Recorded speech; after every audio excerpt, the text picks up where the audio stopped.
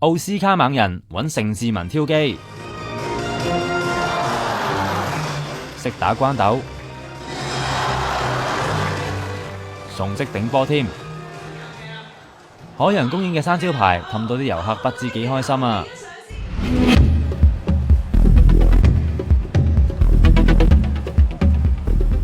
不過快樂影像嘅背後，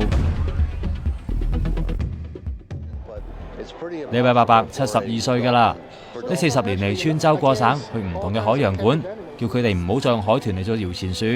最近就嚟到香港啦。SeaWorld is not really SeaWorld. SeaWorld is out there in the sea. They just call it SeaWorld. And I have a feeling Ocean Park is the same thing. They don't like me. They don't like my message. Rick is world famous for his work with dolphins. 而家佢咁反對，但係60年代佢曾經係世上最 top 嘅海豚訓練員之一嚟嘅。點樣捕獵海豚，佢了如指掌啦。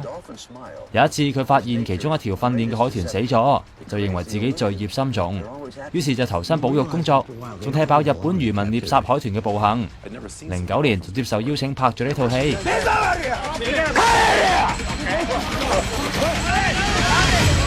They said if the world finds out, 佢講下人類點樣令到野生海豚嘅數目越嚟越少，最後仲攞埋獎添。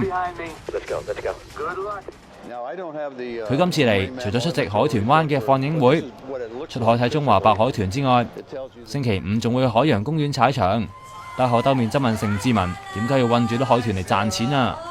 I would like to engage and encourage Ocean Park to do that work. Why do I have to do it? I'm just one guy who lives in Miami.